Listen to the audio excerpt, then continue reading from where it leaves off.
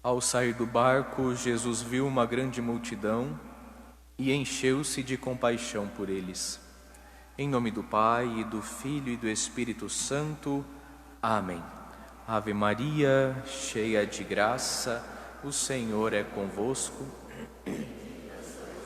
Entre as mulheres, e bendito é o fruto do vosso ventre, Jesus.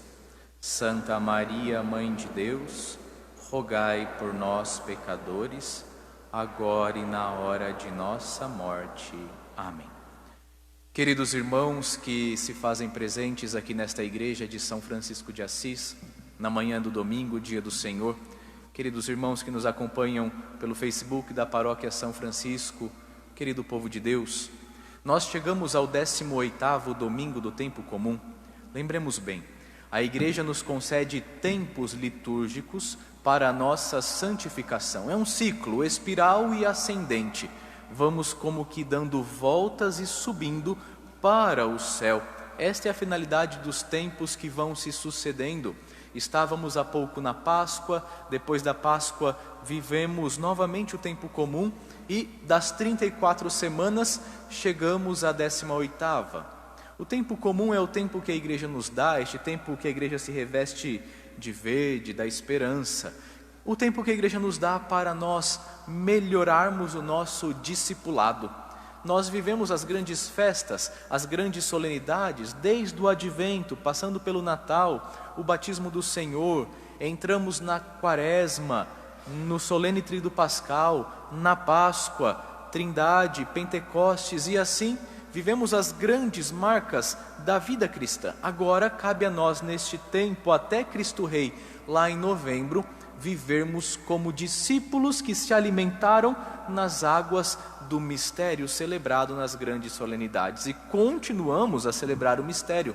Agora, voltando os nossos olhos para o nosso seguimento, a nossa resposta ao mistério celebrado. Por isso que o tempo comum é tão longo, porque é o tempo de sermos discípulos de Jesus, de melhorarmos o discipulado. É o tempo de purificarmos a nossa fidelidade e enraizarmos os nossos pés e nossa alma na fé da igreja. Muito bem, chegamos ao 18º. Nos 3 domingos que nos precederam, nós estávamos meditando o capítulo 13 do Evangelho de São Mateus. E vocês perceberam, os 3 domingos nos apresentaram neste capítulo 13 parábolas, as parábolas do reino. Mateus traz no início do capítulo 13 as parábolas em que Jesus nos conta sobre o reino. Então, há 3 domingos, o semeador saiu a semear. Há 2 domingos, o joio e o trigo. Domingo passado, o tesouro, a pérola em que se busca com vontade. Tudo isso para nós olharmos para o reino, suspirarmos o reino já aqui na terra. Sabemos que o reino não será vivido em plenitude nessa terra. E todos os sistemas que prometeram uma perfeição nesta terra fracassaram miseravelmente. Mas nós precisamos buscar este reino nesta terra para possuí-lo em plenitude no céu. Domingo nós meditávamos a busca ansiosa, faminta, desejosa daquele agricultor e daquele comerciante. O agricultor que encontrou um tesouro, o comerciante que encontrou uma pérola. E então, diante daquele maravilhamento, daquele esplendor que eles encontraram, eles deixavam tudo e abraçavam aquilo. E eles procuraram aquilo. Aquele homem que procurava, o Evangelho diz, o homem, o comerciante, procurava pérolas preciosas. Aquele homem possuía fome de Deus, fome e sede do reino, por isso que ele estava avidamente atrás daquela maravilha. E quando ele encontra aquela maravilha, deixa tudo para trás, porque aquilo que ele encontrou satisfaz plenamente a sua fome e a sua sede de sentido, de vida de Deus. O padre está dizendo isto para chegarmos ao Evangelho de hoje. O Evangelho de hoje está no capítulo 14, já fomos para o capítulo 14. O capítulo 14 começa com a morte de João Batista. E Jesus recebe a notícia da morte. Primeiro versículo de hoje. Jesus recebe a notícia da morte, se entristece e se recolhe. Mas, meu irmão, a fome a sede de Deus que nós ouvimos nos evangelhos passados, sobretudo domingo passado, ela continua no coração do povo de Deus. A fome e a sede continua e eles continuam a buscar. Mesmo Jesus se retirando, mesmo Jesus querendo ficar um pouco sozinho para rezar, aquele povo precisa de um Salvador, aquele povo precisa de Deus, e aquele povo corre atrás de Jesus. E Jesus, embora cansado, embora triste, se doa. Meu irmão, minha irmã, aqui está o coração do Evangelho de hoje. O Senhor tem compaixão. Compaixão é uma palavra muito bonita. No grego, nós sabemos que o Evangelho de Mateus, ele foi escrito originalmente em grego, depois foi sendo traduzido até chegar o português para a nossa compreensão. Mas lá no grego se utiliza uma palavra muito bonita que quer dizer mover as entranhas.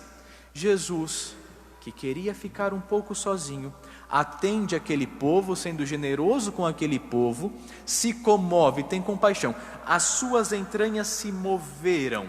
Ele sentiu, foi realmente tocado pela necessidade. E então, uma vez tocado, ele se dá. Como é bonita essa expressão. Encheu-se de compaixão por eles. Jesus é Deus. E Deus continuamente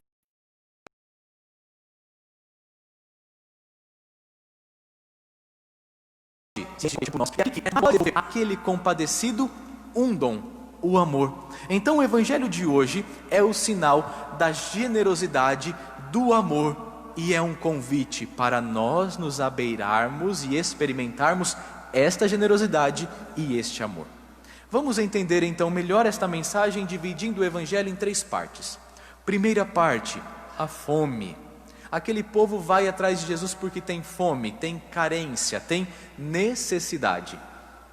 Meu irmão, minha irmã, nós temos muita fome.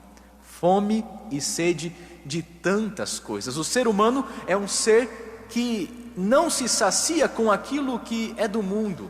O ser humano é um ser cheio de insaciedades. E a nossa vida, já repararam isso? A nossa vida é um constante caminhar no qual se busca saciar-se. Nós temos fome e sede, desejo de muitas coisas. Nós temos carência de afeto, de carinho. Nós temos carência de amor.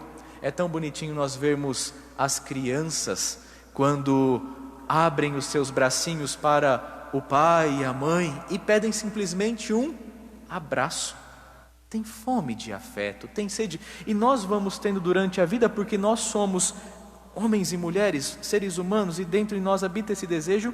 E nós vamos durante a vida buscando saciar muitos dos nossos desejos com aquilo que não vai matar a nossa necessidade.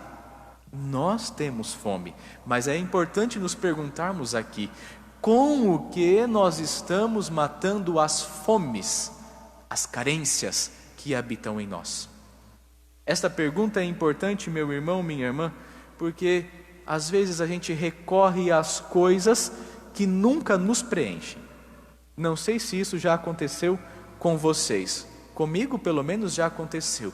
Quando a gente sente um vazio estrondoso dentro de nós. Quando você se depara em um dia e diz: meu Deus, o que está acontecendo? Parece que não tenho mais fé. Parece que eu não quero mais rezar. Parece que eu estou desanimado. Parece que o Senhor apertou a tecla mute do controle remoto e eu não mais o ouço. O que está acontecendo comigo? E já repararam que nestas sedes, fomes, desejos, carências, nós vamos buscar alguma coisa para nos preencher. E aí entram tantas e tantas fugas que vão nos matando. E aí, para preencher este vazio, esta fome e sede que temos dentro de nós, a gente vai talvez para a comida e a bebida. E aí vamos criando vícios. Talvez a gente vá para a mentira, talvez a gente vá para o sexo, talvez a gente vá para o vício do jogo, talvez a gente vá para ilusões que vamos criando para nos alimentar a fome e a sede que nós temos dentro de nós. Um escritor russo dizia: dentro de nós existe um vazio e este vazio é do tamanho de Deus. Portanto, temos fome. Não neguemos nossa fome, mas lembremos, a nossa fome A fome e sede de sentido, de vida, de existência, de ser aqui e agora, essa fome só pode ser preenchida por Deus. E isso não é papo de padre, de beato, de carola, de sacristia, não. Isso é algo sério e concreto na vida de vocês. Vocês percebem disso? Vocês percebem isso? Quanto mais se afastam de Deus, o que acontece com vocês? O que acontece conosco? Quanto mais nos afastamos de Cristo, mais rebeldes, mais animalescos nós vamos nos tornando. Por isso, fome sempre teremos, mas também teremos o pão. Segundo ponto importante, se a primeira é a fome, a segunda é a promessa. Há em toda a Escritura uma promessa de saciedade para aqueles que se lançam nos braços do pão vivo, da fonte viva de água pura. No profeta Isaías, primeira leitura de hoje, nós vemos uma dessas promessas. E Deus é fiel, se Deus promete, Ele cumpre. Deus não é nosso cego é o mundo não cumpre. O mundo nos dá um alimento podre, que depois de nos alimentarmos, nós queremos ainda mais daquela podridão, mas Deus é fiel. E na primeira leitura Deus disse: ó vós todos que estáis com sede, vinde às águas, vinde a mim e tereis vida. Existe a fome, existe a promessa. E terceiro ponto, meus irmãos, o Deus que é fiel, que promete, providencia. O Deus que é fiel, sacia a nossa fome e sede de pão. E como é que Ele nos sacia? Dando-se a si mesmo. Meu irmão, minha irmã, às vezes nós nos deparamos com situações que fogem da nossa alçada, mas tantas outras nós podemos resolvê-las olhando, mirando, voltando os olhos para Jesus. Observemos bem, o milagre acontece. E não deixem enganar vocês achando que o que aconteceu no evangelho de hoje não foi milagre. Alguns loucos vão dizer assim: não, padre, mas o que aconteceu foi o seguinte: eles começaram a partilhar. Muito bem, de fato partilharam, mas aí eles começaram a Maria tinha um pão, o João tinha um pão, o José tinha um pão, juntamos tudo. Jesus realmente faz um milagre, mas esse milagre só pode acontecer porque Ele se doou. Meu irmão, minha irmã, o milagre só acontece diante da doação. Se não nos doarmos, se não nos abrirmos, me desculpe, vamos tirar o cavalinho da chuva, não vai acontecer milagre na nossa vida. É triste quando buscamos milagres achando que nós podemos ficar de braços cruzados.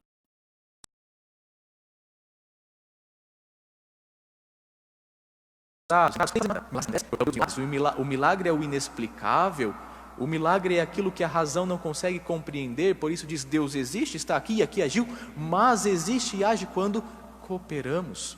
Observemos os evangelhos. Se nós pegarmos os 4 evangelhos, nós vamos encontrar 6 passagens de multiplicação de pão. Em 6 passagens, Jesus multiplica o pão. Na escritura e na tradição bíblica judaica, 7 é o número da perfeição. E o 6 é o número da imperfeição. É o número da incompletude. A nossa fome, a nossa sede, 6 multiplicações de pães, incompleto está. Nós não nos saciamos. Mas observemos, por que não 7? Porque a 7ª multiplicação é o milagre da doação de Cristo sobre o altar, na Eucaristia e na sua instituição na última ceia. Na última ceia, observemos bem, na última ceia, Jesus multiplica o pão? Não, mas Jesus se dá a si mesmo. Portanto, através da sua doação, Ele se nos dá a nós. Ele é o pão perfeito, a 7ª multiplicação. Ele é o pão que sacia a nossa fome e nossa sede, não para essa fome e sede passar, mas sacia a nossa fome e nossa sede para a vida eterna, para sempre. Jesus, portanto, nos sacia através da compaixão, nos dando o seu amor, se doando a nós. Nossa fome e nossa sede, nos ensinando com a sua palavra, mas sacia também nossa fome e nossa sede de céu, de eternidade com a Eucaristia.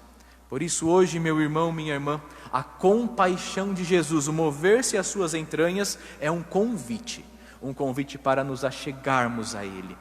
Nestes tempos de pandemia, nós estamos Muitos de nossos irmãos, graças a Deus esta comunidade não, mas muitos de nossos irmãos estão ainda privados da Eucaristia. Quantas igrejas ainda estão fechadas?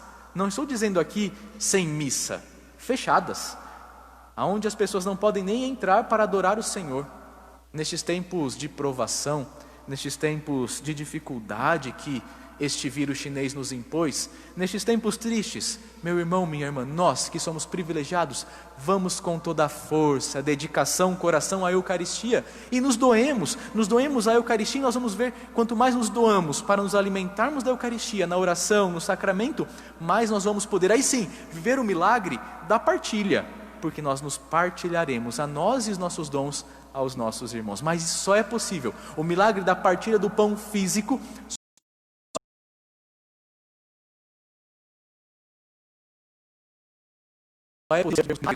seres eucaristizados.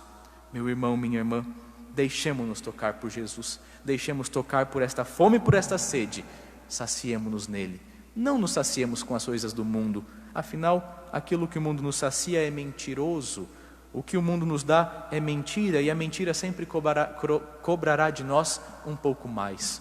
Saciemo-nos de Deus, busquemos o pão vivo e verdadeiro que não passa. Aceitemos o convite do Senhor. Glória ao Pai, ao Filho e ao Espírito Santo.